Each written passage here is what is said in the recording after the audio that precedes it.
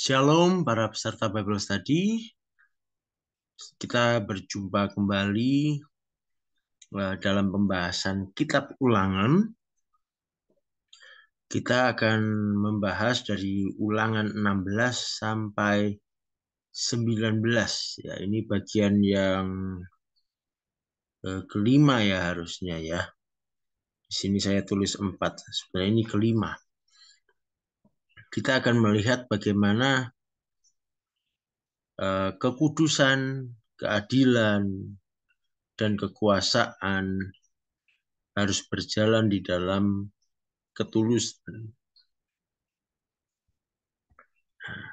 Seperti apa itu? Kita akan melihat yang pertama tentang 3 hari raya utama orang Israel ya. Dalam pembahasan kali ini Ulangan 16 sampai 19 saya akan tidak berurutan membahasnya karena begini, ada beberapa topik, maka saya akan kumpulkan sesuai topiknya, gitu ya. Nah, ini bagian pertama ini tentang ibadah, semua yang berkaitan dengan ibadah. Kemudian nanti akan ada tentang keadilan, ya. Lalu ada tentang ketulusan. Nah, jadi urutannya begitu, tidak sesuai dengan urutan pasal dan ayatnya, ya. Saya bagi menurut topiknya. Oke, kita mulai yang pertama tentang 3 hari raya utama dari Ulangan 16 ayat 1 sampai 17. Ada 3 hari raya utama, yaitu yang pertama Paskah atau bahasa Ibrani-nya Pesach. Kemudian ada Shavuot ya, atau 7 minggu. Atau ini hari raya yang biasa kita sebut Pentakosta. Ya, Shavuot itu 7 minggu. Nah, 7 minggu itu kan 7 kali 7, 49 hari. Nah, ini perayaannya itu setelah 7 minggu. Jadi pada hari yang ke-50. Makanya dalam bahasa Yunani disebut Pentakosta. Ya, Pentakosta itu artinya hari ke-50. Kemudian hari raya ketiga adalah Sukot, yaitu hari raya Pondok Daun. Nah, mari kita lihat tentang hari raya yang pertama. Ya, Paskah atau Pesach. Ini adalah peringatan keluarnya Israel dari Mesir. Nah, titik beratnya adalah pada penebusan dengan korban domba Paskah. Ingat ya, ketika Allah memberikan tulah terakhir kepada Mesir, semua anak sulung Mesir mati, bahkan sampai anak sulung hewan ternak pun mati. Tetapi anak sulung orang Israel lolos karena ada korban anak domba Paskah yang disembelih, dikorbankan, darahnya dibubuhkan di ambang pintu, sehingga ketika malaikat melihat tanda darah itu, maka rumah itu lolos. Seperti itu ya. Dan dengan tulah terakhir itu, maka Israel berhasil keluar dari Mesir. Ini adalah sebuah gambaran dari penebusan ya, yang akan dilakukan oleh Tuhan Yesus disalib sebagai anak domba Paskah yang menebus semua manusia dari dosa. Hari Raya Paskah ini juga disebut sebagai hari raya roti tidak beragi. Nah, mengapa rotinya tidak beragi? Waktu itu Allah memerintahkan orang Israel untuk mengadakan perjamuan makan dengan buru-buru. Ya, kan dikatakan kalau di dalam kitab Keluaran mereka makan dengan berdiri dengan ikat pinggang yang terikat, artinya mereka siap untuk berjalan, mereka makan buru-buru. Maka membuat adonan roti pun di saat itu tidak sempat sampai terjadi proses peragian. Jadi ini menunjukkan keluar dari Mesir. Kalau untuk kita sekarang yang percaya Yesus keluar dari dosa, itu harus segera. Jangan ditunda-tunda. Harus radikal. Putuskan untuk meninggalkan dosa. Segera. Seperti itu ya. Lalu juga roti tidak beragi itu melambangkan kesengsaraan. Tertindas sebagai dosa, sebagai budak, ya, menjadi hamba dosa. Jadi kita harus meninggalkan itu. Seperti itu. Juga ternyata ketika diteliti oleh para sejarawan dan arkeolog, roti yang eh, adonannya mengalami peragian itu menjadi apa ya? Di saat itu, di masa itu menjadi tanda kemajuan teknologi pangannya orang Mesir kuno, gitu. Jadi itu kebanggaannya orang Mesir. Roti yang mengalami peragian itu kan rotinya lebih mengembang, lebih empuk, lebih enak.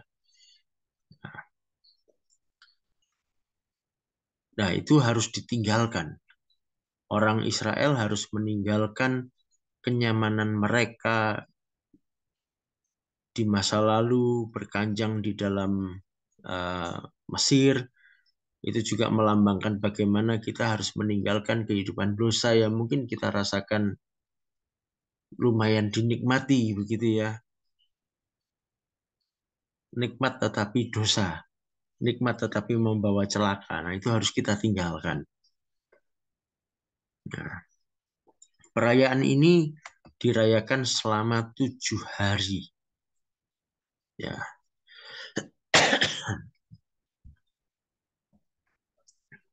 Kemudian perayaan yang kedua adalah perayaan Shavuot atau perayaan 7 minggu atau yang disebut Pentakosta. Ini perayaan musim panen gandum. Sekaligus ini menjadi peringatan peristiwa Allah memberikan Taurat di Gunung Sinai. Perayaan ini sangat dekat dengan Paskah ya. Jadi ini dirayakan pada hari ke-50 dari waktu mulai panen gandum. Nah, ini biasanya terjadinya itu setelah Paskah. Dan kalau kita memang lihat runtutan peristiwa keluar dari Mesir, kemudian menerima Taurat di Gunung Sinai itu memang waktunya dekat, ya, berurutan. Maka dua perayaan ini juga seperti itu. Pesach disambung dengan Shavuot, ya. Paskah disambung dengan Pentakosta. Seperti yang kita lakukan setiap tahun, ya, sama. Kalau Paskah itu biasanya di bulan Maret sampai April, ya, kemudian 50 hari setelahnya kita merayakan Pentakosta.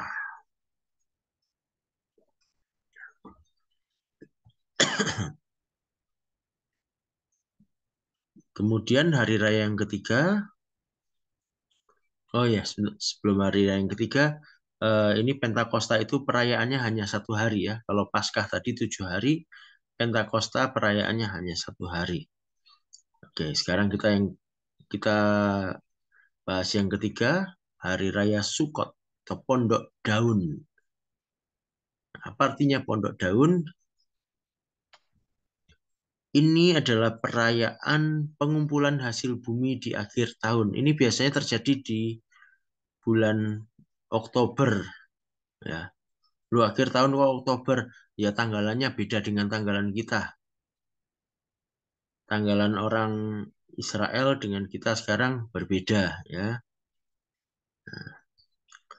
Ini musim musim panen yang terakhir ya.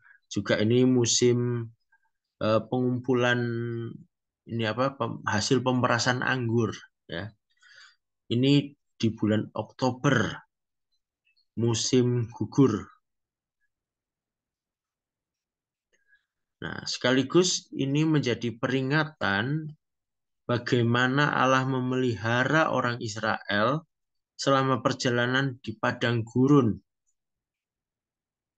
Di padang gurun, orang Israel berjalan dipelihara oleh Tuhan sendiri, diberi makan mana yang dari surga, ya, disebut roti dari surga. Kemudian juga mereka dijaga Tuhan, dipelihara Tuhan, dikatakan sampai kasutnya pun tidak menjadi rusak. Nah, luar biasa ya.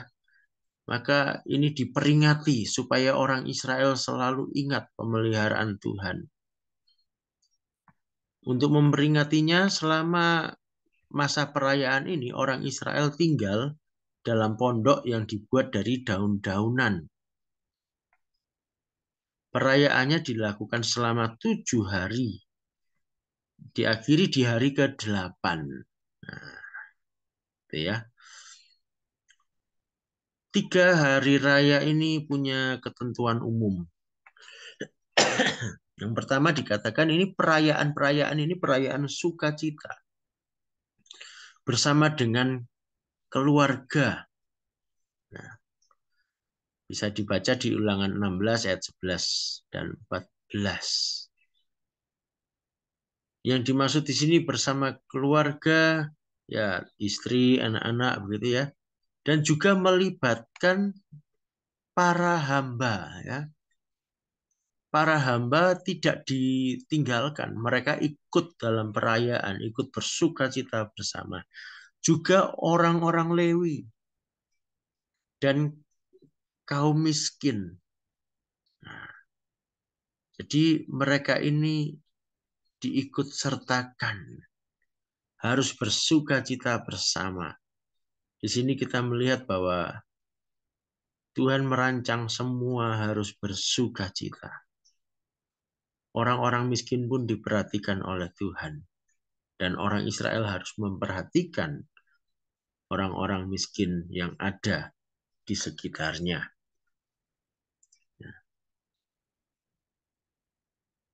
Yang wajib hadir dalam 3 hari raya utama ini adalah para lelaki. Ya, bisa dibaca di ayat 16, Ulangan 16 ayat 16. Loh, tadi katanya perayaan bersama keluarga. Lah kok yang wajib hadir hanya para laki-laki? Ya, ini perayaan bersama. Tetapi perempuan dan anak itu statusnya tidak wajib. Ya, tetapi dihimbau untuk turut serta. Nah, mengapa begitu? Perayaan ini harus dilakukan di Yerusalem, ya. Perayaan ini di Yerusalem, maka orang-orang Israel harus menempuh perjalanan yang bisa jadi cukup jauh, apalagi kalau dari utara gitu ya. Yerusalem itu ada di selatan, jaraknya jauh. Dan medan perjalanannya cukup berat. Maka itu yang diwajibkan adalah para laki-laki. Ya. Perempuan dan anak-anak kalau bisa hadir, ya monggo hadir. Sangat disarankan untuk bisa ikut serta. Tapi yang diwajibkan para lelaki karena dianggap lebih kuat untuk menempuh perjalanan jauh. Kemudian yang terakhir, setiap perayaan itu disertai dengan persembahan. Kan kalau kita perhatikan detail perayaannya ya, perayaan Sukot itu, Pondok Daun, dilakukan selama 7 hari dan diakhiri di hari ke-8. Selama 7 hari itu, tiap hari mereka memberikan persembahan korban. Mengapa harus selalu membawa persembahan? Dikatakan, janganlah datang dengan tangan hampa. Artinya harus bawa sesuatu persembahan. Persembahan yang dibawa itu jadi simbol dari berkat yang sudah diterima dari Tuhan. Ya. Dikatakan di Ulangan 16, bawalah sesuai dengan berkat yang engkau terima. Nah, jadi itu menunjukkan ungkapan syukur kita. Oh, Tuhan sudah berkati aku banyak, maka aku pun bawa banyak pada Tuhan. Oh, rasanya kok tahun ini nggak banyak, aku hanya punya sedikit. Ya nggak apa-apa, bawa walaupun sedikit kepada Tuhan. Yang penting membawa persembahan, ya, sebagai ungkapan syukur. Nah, itulah tentang hari raya utama ya. Hari rayanya orang Israel nantinya ada lebih dari 3, tetapi yang utama ada 3 ini. Paskah, Pentakosta, lalu hari raya Pondok Daun. Sekarang kita lihat bagian berikutnya tentang berhala dan persembahan yang cacat. Ya, tentu kita tahu berhala itu sangat tidak diperbolehkan ya, sangat bertentangan dengan firman Tuhan. Nah, di sini di Ulangan 16 ayat 21 sampai 22, kemudian 17 ayat 1 sampai 7. Dinyatakan di situ penyembahan berhala itu dilarang ya. Sekali lagi diingatkan kepada orang Israel. Penyembahan ilah lain seperti matahari, bulan, bintang, dan lain-lain ya. Itu dilarang, tidak boleh. Kemudian penanaman pohon tertentu, pendirian tugu tertentu yang dimaksudkan untuk suatu pemujaan itu tidak boleh. Mengapa tidak boleh? Semuanya itu adalah wujud sikap melangkahi, ya. Artinya merendahkan perjanjian Tuhan. Tuhan setia dengan perjanjiannya. Masa kita tidak setia? Masa kita mengingkari perjanjian itu? Nah, kalau ada orang melanggar ini, hukumannya mati. Keras sekali. Tuhan memperingatkan Israel jangan sampai melanggar perjanjian dengan Tuhan. Nah, juga, nah ini tentang persembahan yang cacat. Begini konsepnya. Tuhan itu kudus, mulia. Tuhan sangat layak menerima yang terbaik. Maka kita umat Tuhan juga harus bersedia memberikan yang terbaik. Menyiapkan persembahan harus yang terbaik. Bukan mengada-ada, tetapi memberikan yang terbaik yang kita punya, yang bisa kita berikan.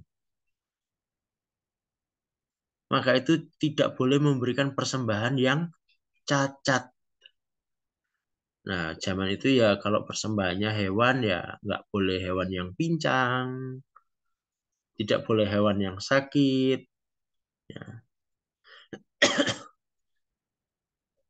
Karena memberikan yang cacat kepada Tuhan itu adalah penghinaan terhadap Tuhan. Ya. Kemudian berikutnya kita lihat tentang penghasilan para imam dan kaum Lewi.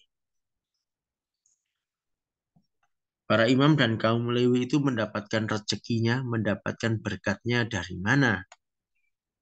Nah, di Ulangan 18 dikatakan mereka mendapat bagian dari miliknya Tuhan. Kita baca Ulangan 18 ayat 1 sampai 2. Imam-imam orang Lewi, seluruh suku Lewi, janganlah mendapat bagian milik pusaka bersama-sama orang Israel. Dari korban api-apian kepada Tuhan dan apa yang menjadi miliknya harus mereka mendapat rezeki. Janganlah ia mempunyai milik pusaka di tengah-tengah saudara-saudaranya. Tuhanlah milik pusakanya seperti yang dijanjikannya kepadanya.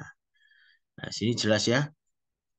Dari korban api-apian kepada Tuhan dan apa yang menjadi miliknya. Artinya orang Lewi, para imam mendapat bagian dari persembahan korban.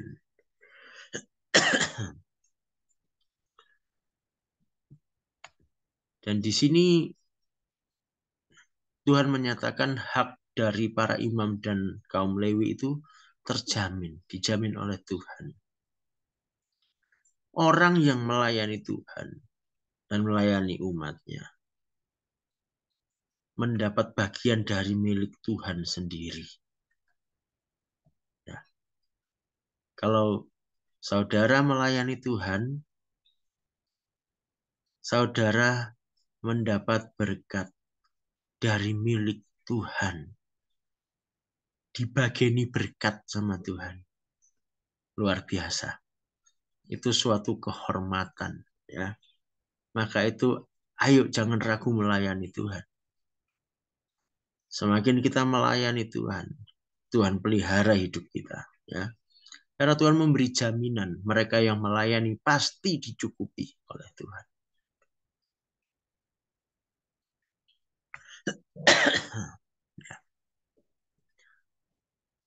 Sekarang kita masuk ke bagian yang kedua.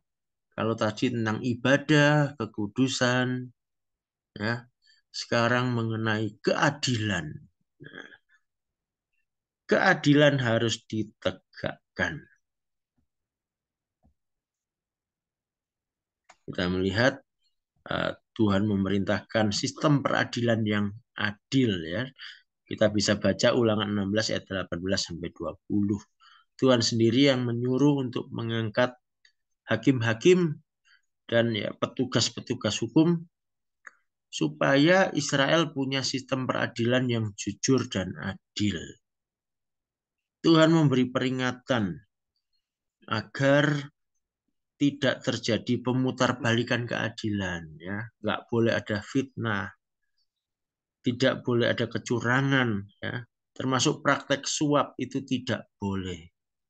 Dilarang keras oleh Tuhan. Karena Tuhan kita adalah Allah yang adil.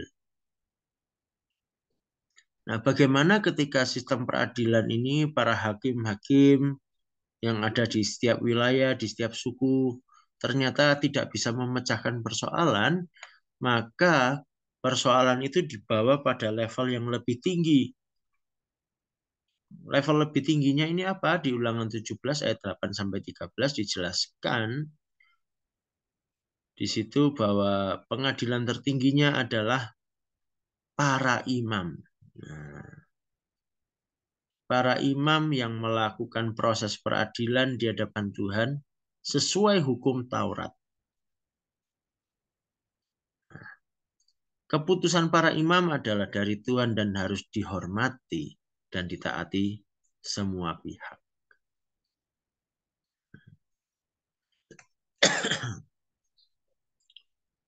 Jadi unik juga ya, pengadilan tertingginya di tangan imam. Bagaimana dengan raja? Nah, kita lihat ya. Raja itu penguasa ya. Tapi ini aturan yang diberikan Tuhan ini unik. Walaupun saat itu mereka belum punya raja. Cukup lama nantinya orang Israel tidak memiliki raja. Setelah mereka masuk Kanaan, yang mereka punyai adalah hakim-hakim. sampai nanti zaman Raja Saul ya, baru ada raja. Tapi jauh sebelum itu, sebelum masuk Kanaan, Tuhan sudah memberikan petunjuk-petunjuk tentang raja. Raja itu walaupun menjadi penguasa atas bangsa Israel, raja tetap ada di bawah hukum. Karena yang menetapkan hukum adalah Tuhan sendiri. Jadi raja itu tidak berada di atas hukum. Raja tidak bisa bertindak seenaknya. Dalam Ulangan 17 ayat 14 sampai 20 di situ dikatakan yang pertama raja harus dipilih oleh Tuhan sendiri dan bukan orang asing. Ya, maka itu kalau kita lihat ketika Saul dipilih menjadi raja, maka Saul diurapi oleh Nabi Samuel.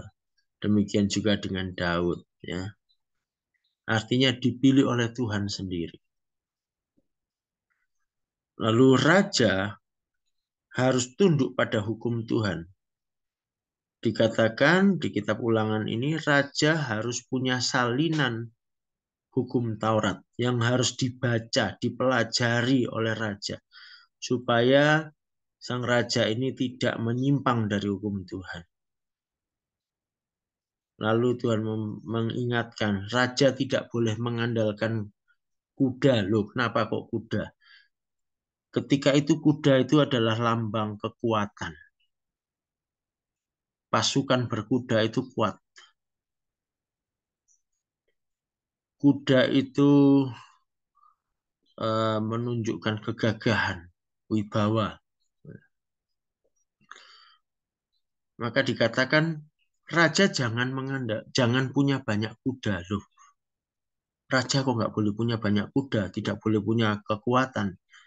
Karena kekuatan sejati dari Raja Israel adalah Tuhan sendiri. Bukan kekuatan dari dunia, tetapi kekuatan dari Tuhan. Lalu selain itu juga kuda-kuda terbaik zaman itu ada di Mesir. Maka kalau Raja Israel mau cari kuda-kuda yang paling bagus, mereka akan mencari ke Mesir. Sedangkan Tuhan sudah membawa mereka keluar dari Mesir. Jangan kembali lagi. Bahkan dikatakan melalui jalan yang ke Mesir saja jangan. Ya. Nah, tapi ini semua dilanggar oleh seorang raja, yaitu Raja Salomo.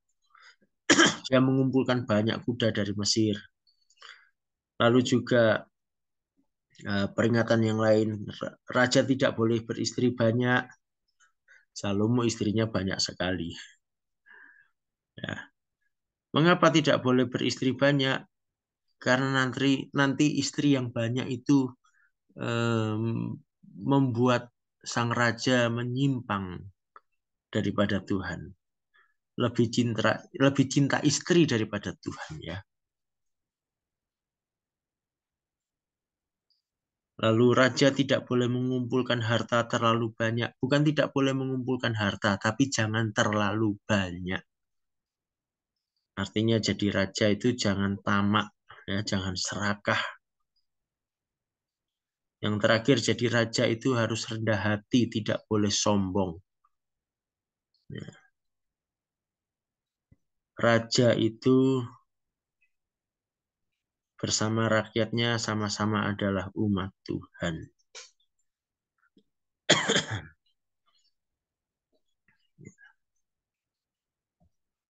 Jadi unik ya aturan yang diberikan Tuhan untuk Raja Israel. Tentu ini bertentangan dengan raja-raja pada umumnya di dunia. Kemudian hal lain tentang keadilan adalah tentang kota perlindungan. Nah, ini sudah pernah saya sampaikan dalam Bible Study khusus di Kamis Putih, ya. Nanti saya letakkan linknya di deskripsi video ini sehingga bisa didengarkan ulang. Di situ sudah saya bahas sedikit tentang kota perlindungan. Di sini di Ulangan 19 ayat 1 sampai 13 diulang lagi tentang kota perlindungan, yaitu kota yang diperuntukkan bagi orang yang tidak sengaja membunuh orang lain. Perhatikan di sini, tidak sengaja. Kalau ternyata kemudian setelah diadili terbukti orang itu dengan sengaja membunuh, maka orang itu tetap dihukum. Tetapi kalau terbukti pembunuhan itu dilakukan tidak dengan kesengajaan, tidak dengan niat untuk membunuh, maka orang itu dibebaskan dari hukuman. Tetapi dia harus tinggal di kota perlindungan, tidak boleh keluar. Batas waktunya kapan? Sampai imam besar yang menjabat saat itu meninggal. Nah, ketentuan batasan waktunya ini ada di kitab Bilangan. Ya, ini yang saya bahas di Bible Study waktu Kamis Putih ya. Silakan disimak kembali. Nah, jadi Tuhan itu melindungi, memperhatikan bahwa ya bisa saja kesalahan itu tidak disengaja ya.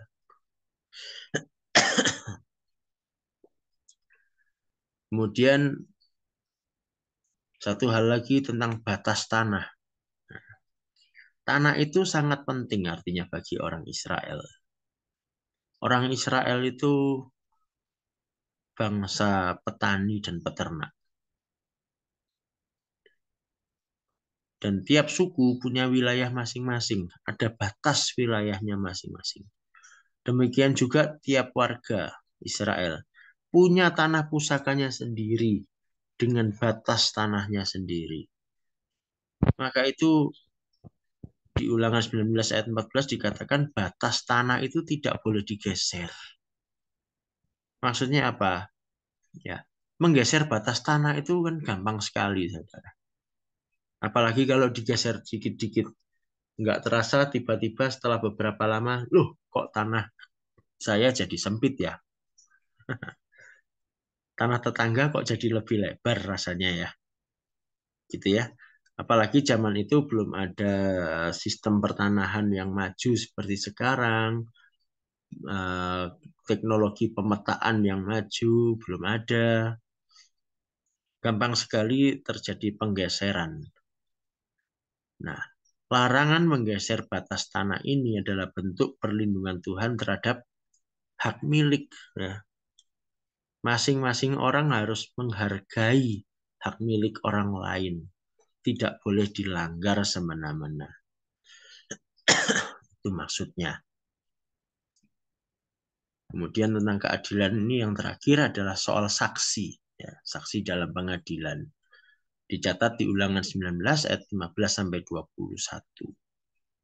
Dalam suatu proses peradilan, keterangan satu orang saja tidak cukup. Tidak bisa menjadi dasar keputusan pengadilan. Karena kalau cuma satu orang aja, ya bisa saja itu bohong.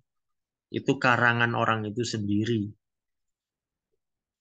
Harus ada saksi paling tidak 2 atau 3 orang.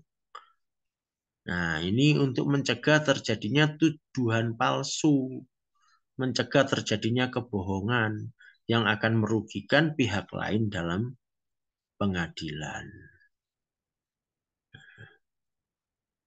Ya, jadi ternyata hal-hal seperti ini sudah diatur detail dan sangat baik di dalam hukum Taurat. Allah kita sangat menjunjung tinggi keadilan. Kita sebagai umat Tuhan juga harus begitu.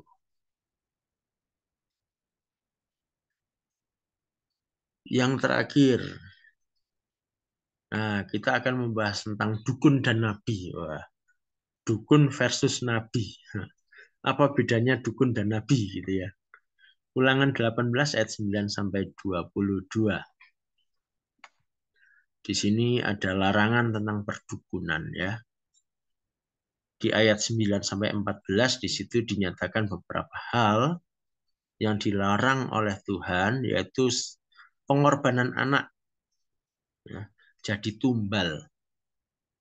Nah, itu nggak boleh. Sampai sekarang ada praktek seperti ini ya. Kita sering dengar nanti ada orang eh, pakai pesugihan, lalu nanti ada keluarga yang jadi korban, jadi tumbalnya. Nah, itu tidak boleh. Itu bertentangan dengan kehendak Tuhan.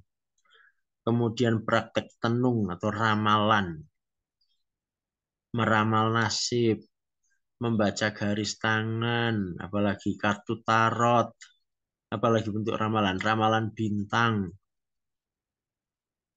horoskop, ya, apapun itu dilarang oleh Tuhan.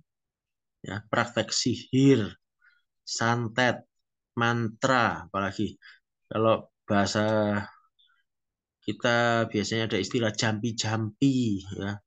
Kalau daerah Maluku kalau nggak salah ada istilah opo-opo, ya. Kemudian pelet, jimat, ya itu semua tidak boleh. Lalu praktek memanggil arwah. Nah, kalau dulu biasanya ada permainan jai langkung, saya nggak tahu sekarang masih ada atau tidak, ya. Kemudian ada apa cari wangsit di kuburan.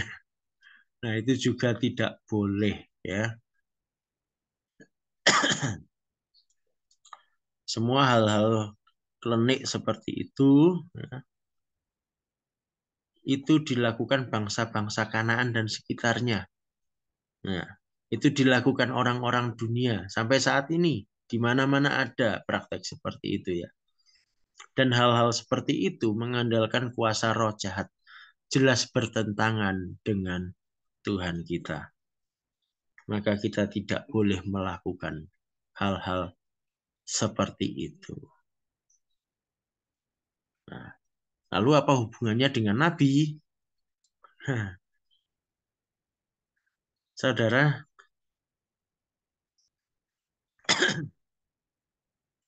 kalau kita lihat pekerjaannya Nabi itu bernubuat.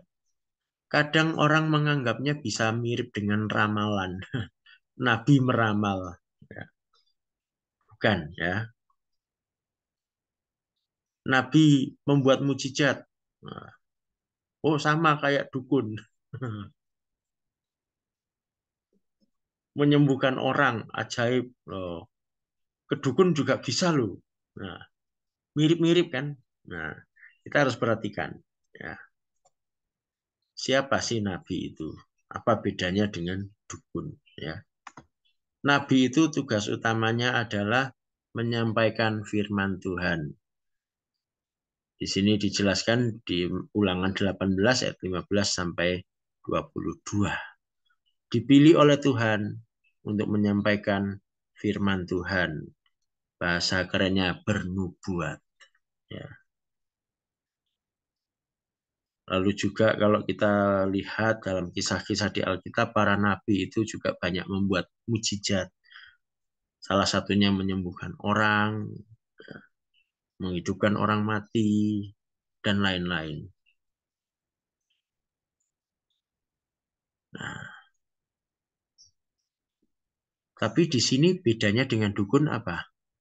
Yang memilih adalah Tuhan, maka kuasanya juga dari Tuhan, bukan dari roh jahat.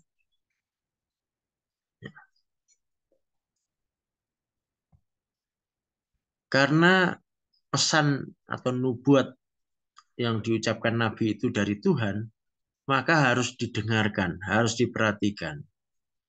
Nubuatan itu harus ditaati pesannya. Tapi kalau kita lihat kemudian di ayat 20 sampai 22, nah, di sini ada peringatan tentang nabi yang dikatakan di situ terlalu berani dan nubuatannya tidak terjadi. Nah, mari kita pikir sebentar. Paulus dalam 1 Korintus 14 mengajarkan usahakanlah dirimu bernubuat. Loh, mengusahakan diri bernubuat. Apakah ini tidak bertentangan dengan Ulangan 18 ayat 20 sampai 22 yang memperingatkan jangan terlalu berani? Seringkali ini membuat orang jadi bingung. Ya. Sehingga ketika seseorang di zaman ini, ya, jemaat Tuhan, ada yang merasa mendapatkan suatu pesan dari Tuhan, tidak berani menyampaikan, takut nanti dianggap terlalu berani. Kalau salah bagaimana? Padahal Paulus mengajarkan, usahakanlah dirimu bernubuat. Nah, gimana ini? Nah, sekarang kita lihat dulu ya, konteksnya seperti apa. Kita teliti kejadian-kejadian di dalam Alkitab tentang hal ini. Ya, supaya kita mengerti konteks dari Ulangan 18 ayat 20 sampai 22 ini sebetulnya apa. Nah, sebetulnya ini bicara tentang nabi palsu. Coba kita perhatikan dulu Ulangan 18, 20 sampai 22, kita baca. Tetapi seorang nabi yang terlalu berani untuk apa? Mengucapkan demi namaku, demi nama Tuhan, perkataan yang tidak kuperintahkan. Jadi dengan terlalu berani asal ngomong, bahkan mengatakan yang tidak diperintahkan Tuhan, artinya justru yang bertentangan dengan apa yang dikatakan Tuhan, atau yang berkata demi nama Allah lain. Nah, nabi itu harus mati. Kalau berkata demi nama Allah lain ya jelas lah, ya nggak mungkin umat Tuhan berbicara bukan demi nama Yesus, tetapi berbicara demi nama demi nama Dewa Wisnu misalnya, nggak mungkin ya. Jelas kalau begitu itu sesat. Nah, tapi ini yang unik di sini katakan terlalu berani mengatakan perkataan yang tidak diperintahkan Tuhan. Nah, tandanya apa? Nabi itu berkata demi nama Tuhan, tetapi perkataannya itu tidak terjadi dan tidak sampai. Nah, apakah ini bertentangan dengan ajaran Paulus? Sebetulnya tidak. Begini, uh, untuk bernubuat itu menyampaikan perkataan Tuhan. Supaya kita bisa menyampaikan perkataan Tuhan, otomatis kita harus mendengar. Proses mendengar perkataan Tuhan ini adalah proses belajar.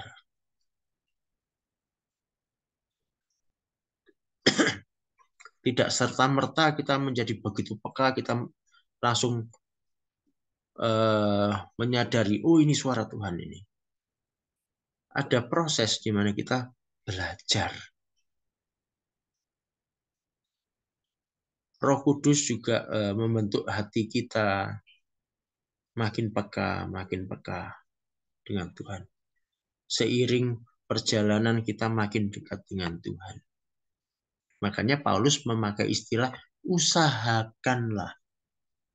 Ada usaha, ada proses. Dalam proses belajar itu tentu bisa terjadi kesalahan. Ya. Ada nggak ayat lain di Alkitab, kisah lain di Alkitab yang mendukung eh, bahwa ada proses belajar? Ada. Di zamannya Elia dan Elisa itu ada sekolah nabi. Ya, Elia itu seorang guru dan dia memuridkan rombongan nabi-nabi. Ya, ada sekolahnya. Mereka belajar. Pasti bisa salah, bisa. Contohnya di zamannya Elia dan Elisa.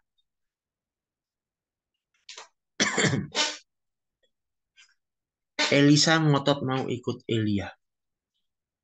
Dan saya rasa itu memang kehendak Tuhan untuk Elisa mengikuti Elia sampai akhir. Karena Elisa akan menggantikan Elia.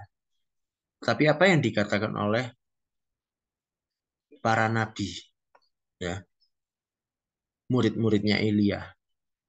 Mereka berkata, sebentar lagi Elia akan diambil Tuhan.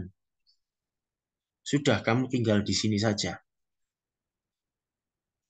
Nah, apakah nasihat para nabi ini sesuai kehendak Tuhan? Tentu tidak.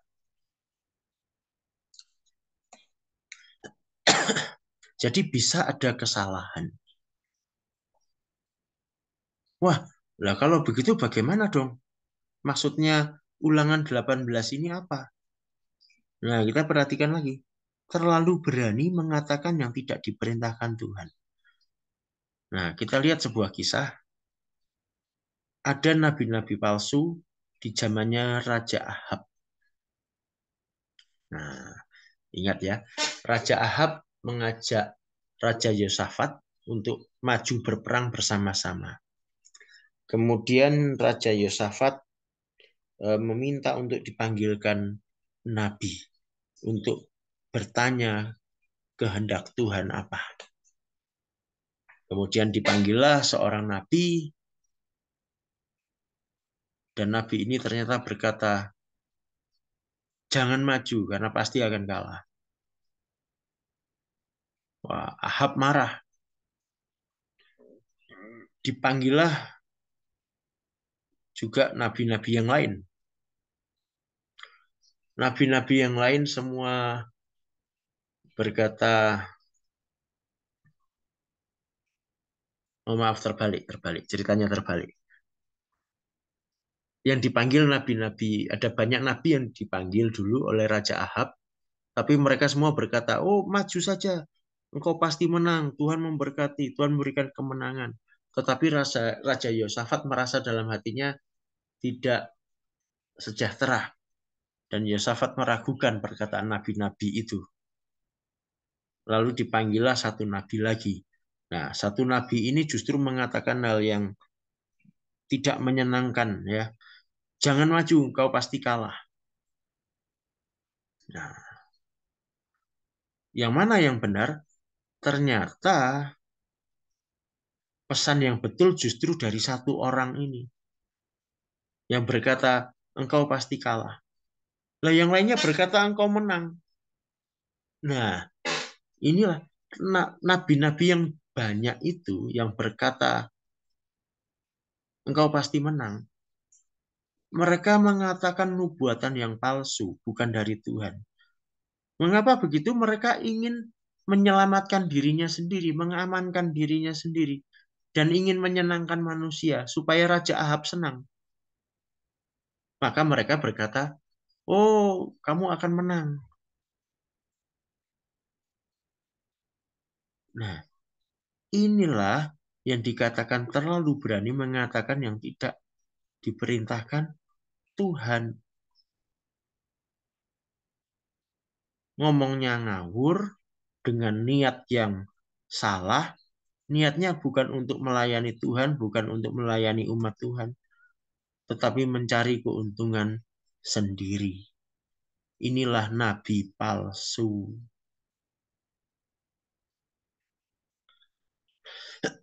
Nah, jadi ketika kita makin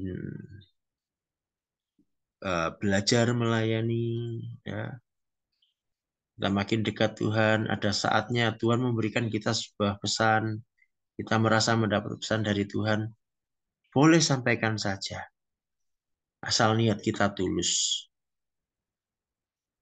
Kita boleh berkata, saya kok merasa Tuhan berkata begini. Kalau salah nggak apa-apa, nggak apa-apa. Kita juga belajar kok. Bisa terjadi human error, ya. Bisa terjadi kesalahan. Tapi niat kita betul. Lalu juga satu hal perlu kita perhatikan tentang nubuatan. nubuatan bisa tidak terjadi bukan karena yang menyampaikan salah, bukan berarti selalu nubuatannya palsu. Seringkali janji Tuhan itu disertai perintah. Perlu bagian kita juga yang menerima pesan itu untuk melakukan bagian kita. Contoh,